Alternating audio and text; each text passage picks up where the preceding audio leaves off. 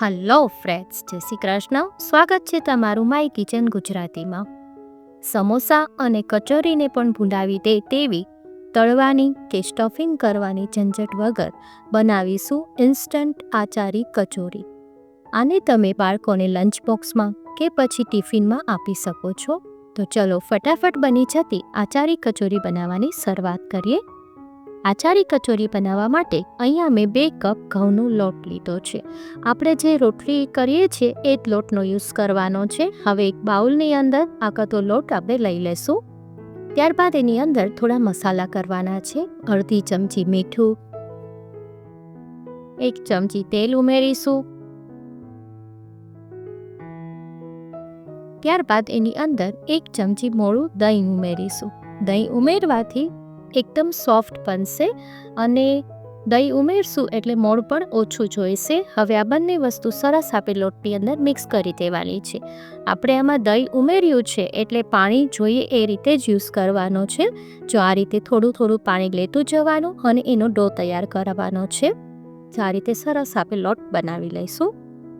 હવે આમાં તમે એકી સાથે પાણી ના ઉમેરતા, નહીં તો લોટ ઢીલો થઈ જશે. આમાં આપણે મીડિયમ સોફ્ટ ડો તૈયાર કરવાનો છે. જો હજી થોડું મને વધારે કઠણ લાગે છે એટલે મેં થોડું પાણી ઉમેર્યું છે. હવે એને સરસ આપણે મિક્સ કરી લેશું. હવે આ ટાઈપ લોટ બંધ થઈ જાય પછી એની અંદર આપણે 1 ચમચી તેલ ઉમેરી અને એને સરસ કૂણવી લઈશું. એટલે જરાક બરાબર કરી લઈએ. આ રીતે બરાબર કરી લેવાનું છે. હવે અહીંયા આગળ આપણે મીડિયમ સોફ્ટ ડો બનાવવાનો છે. જે રીતે આપણે પરોઠાનો લોટ બનાવીએ છીએ એ રીતે જ લોટ બાંધવાનો છે. હવે જો આ લોટ પણ આપણો બંધાઈ ગયો છે, હવે એને ઢાંકી અને 5 મિનિટ માટે આપણે રેસ્ટ આપીશું. જો તમને ઉતાવળ હોય તો તમે રેસ્ટ ના આપો તો બી ચાલશે આમાં. હવે જો 5 મિનિટ પછી આપણે જોશું તો આપણો લોટ સરસ થઈ ગયો છે. હવે એને જરાક કૂણવી લઈએ, એટલે થોડોક જ કૂણવાનો છે, સરખો કરી લઈશું.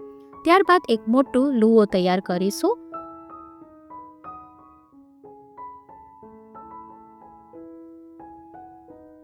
આ રીતે આપણે સરસ મોટું કોરણું બનાવી લઈશું.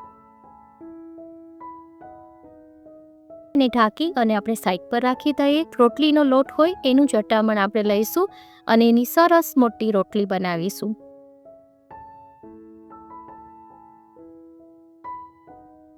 જો તમને આજની રેસીપી ગમે તો લાઈક કરજો, શેર કરજો અને આજ સુધી તમે મારી ચેનલમાં નવા હોય તો ચેનલને સબસ્ક્રાઈબ કરી દેજો અને બાજુમાં આવેલા બેલ આઇકનને પ્રેસ કરી દેજો, જેથી આવનારા બધા જ નવા વિડીયોનું નોટિફિકેશન તમને મળી જાય. જો આ રીતે સરસ આપણે મોટી રોટલી બનાવી લેવાની છે. આપણી પાર્ટીમાં સમાય એટલી આપણે મોટી બનાવી લઈશું. હવે જો હું તમને એની થિકનેસ બતાવી દઉં, આ ટાઈપની મીડિયમ થીક રોટલી બનાવવાની છે અને જે બધો જ એક્સ્ટ્રા લોટ છે તે કાઢી લેવાનો છે. અને હવે 1 ચમચી ઘી લઈશું. હવે અહીંયા આગળ મેં ઘીનો યુઝ કર્યો છે. અહીંયા તમે બટર પણ યુઝ કરી શકો છો. હવે 1 ચમચી ઘી લઈ અને એને સરસ સ્પ્રેડ કરી દેવાનું છે. ત્યારબાદ આ રીતે જે આચાર મસાલા મળે છે, તૈયાર રેડીમેડ જે આવે છે અથાણાનો મસાલો, એનો યુઝ કરવાનો છે. એને આપણે આખી રોટીમાં આ રીતે પાથરી દઈશું. આમાં તમે તમારી ચોઈસ મુજબ વધારે કે ઓછો લઈ શકો છો, પણ થોડું વધારે હશે તો એનો ટેસ્ટ વધારે ફાઇન આવશે. હવે આ રીતે ચમચીની મદદથી એને ઇઝીલી સ્પ્રેડ કરી દેવાનું છે. આમાં આપણે ઘી લગાવ્યું છે એટલે ઇઝીલી સ્પ્રેડ થઈ જશે. આ રીતે બધો જ મસાલો છે એને ચમચીની મદદથી પૂરી રોટીમાં આવી જાય એ રીતે આપણે સ્પ્રેડ કરી દેવાનો છે. ત્યારબાદ એની ઉપર થોડું આપણે જીરું સ્પ્રિંકલ કરીશું. આખું જીરું સ્પ્રિંકલ કરી દેવાનું છે. ત્યારબાદ થોડી વરિયાળી લઈશું અને વરિયાળીને પણ એમાં સ્પ્રિંકલ કરી દઈશું. પછી એને આ રીતે ચમચીની મદદથી થોડું પ્રેસ કરી દેવાનું, સરસ એમાં સ્ટીક થઈ જશે. આની અંદર જીરું અને વરિયાળીનો ટેસ્ટ ખૂબ જ સરસ આવે છે. હવે થોડા લીલા ધાણા લઈશું અને ધાણાને આપણે એકદમ કોરા કરી લેવાના છે. પછી એને આ રીતે ઉપર પાથરી દેવાના છે અને એને પણ આપણે સ્ટીક કરી દેવાના છે. આ રીતે હાથેથી થોડા પ્રેસ કરશું એટલે સરસ સ્ટીક થઈ જશે. હવે જો આ ટાઈપ થઈ જાય પછી આપણે એક પીઝા કટર લઈશું, યા પછી છરીની મદદથી તમારે આ રીતે લાંબી સ્ટ્રીપ કરી લેવાની છે એની. જો આ રીતે બધી સ્ટ્રીપ થઈ જાય પછી આપણે કોઈ પણ એક પાર્ટ ઉઠાવી અને એનો આ રીતે રોલ બનાવવાનો છે.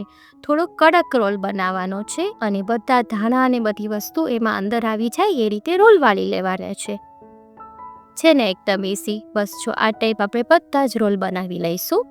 હું તમને હજી એક રોલ બનાવીને દેખાડી દઉં. આ ટાઈપ આપણે બધા જ રોલ બનાવી દેવાનો છે. એકવાર જો તમે આચારી કચોરી બનાવી લેશો તો સમોસા અને સ્ટફ્ડ કચોરીને પણ ભૂલી જશો, એટલી મસ્ત ટેસ્ટમાં બને છે. હવે જો આ રીતે આપણે બધા જ રોલ વાળી લીધા છે. હવે તમને બતાવું કઈ રીતે કરવાનું. હવે આ રીતે એક રોલ લઈ અને એને ઊભો રાખવાનો અને પછી એના ઉપર પ્રેસ કરી દેવાનું. જો આ રીતે પ્રેસ કરી અને રાખી દેવાનું છે અને જે સાઈડના એન્જીસ છે ને આ રીતે ફિક્સ કરી દેવાનું છે. જો આ રીતે આપણે બધા જ બનાવી લઈશું. તો કેટલા મસ્ત દેખાય છે ને, જોઈને જ ખાવાનું મન થઈ ગયું ને. ટેસ્ટમાં બી બહુ જ ફાઇન બને છે. જો આ રીતે આપણે બધા જ બનાવી લઈશું. જો તમને એક નજીકથી બતાવું કે કેટલા મસ્ત પિનવ્હીલ જેવો શેપ આવે છે ને, જોઈને જ ખાવાનું મન થઈ જાય એવા બની જાય છે. જો આ રીતે આપણે બધા જ બનાવી લઈશું. હવે આને આપણે ફ્રાય તો કરવા નથી, તો હવે આને આપણે એક તવા લઈશું. એટલે કે આપણે જે થેપલા પરોઠાને જે બનાવતા હોય એ લોટી લેવાની છે, એ તવા લેવાનો છે અને તવાને પહેલાં એકદમ ગરમ કરી લેવાનો છે. પછી એને ગેસની ફ્લેમ સ્લો કરી દેવાની છે અને બધા જ એમાં કચોરી રાખી અને ઘીથી એને શેકવાની છે. હવે આને ફૂલ ફ્લેમ પર નથી શેકવાની, આને લો ટુ મીડિયમ ફ્લેમ પર આપણે શેકીશું અને અંદરથી એકદમ ક્રિસ્પી થાય ત્યાં સુધી આપણે એને શેકવાનું છે. જો આ રીતે તમે એને પલટાવતા જજો અને શેકતા જજો, જ્યાં સુધી ક્રિસ્પી ન થાય ત્યાં સુધી આપણે એને શેકી લઈશું. હવે અહીંયા મેં ઘીથી બનાવ્યા છે. તમે આમાં ઘી અથવા બટર તમારી ટેસ્ટ મુજબ લઈ શકો છો. જો આ રીતે આપણે બધા શેકી લઈશું. હવે આની અંદર આપણે લસણ, કાંદા કે પછી કોઈ પણ સ્ટફિંગનો યુઝ નથી કર્યો, છતાં પણ એટલા ટેસ્ટી બને છે. અને અત્યારે આ કચોરી શેકાય છે તો મારા કિચનમાં એટલી મસ્ત આની સુગંધ આવે છે ને. જો આ રીતે આપણે બધા શેકી લેવાના છે. જો બધા જ આપણા તૈયાર થઈ ગયા છે ને એકદમ ઇઝી અને ઇન્સ્ટન્ટ. મોઢામાં પાણી આવી ગયું ને, દેખાવમાં જ નહીં ટેસ્ટમાં પણ એટલા જ ટેસ્ટી બને છે. જો આને તમે દહીં કે કેચઅપ સાથે સર્વ કરી શકો છો. તો કેવી લાગી આજની રેસીપી એ મને કમેન્ટ કરીને ચોક્કસ કહેજો. જો તમને મારી રેસીપી ગમતી હોય તો લાઈક કરજો, વધારેમાં વધારે શેર કરજો અને સબસ્ક્રાઈબ કરવાનું ના ભૂલશો. ફરી મળીશું એક નવી જ રેસીપી સાથે. Till then bye bye.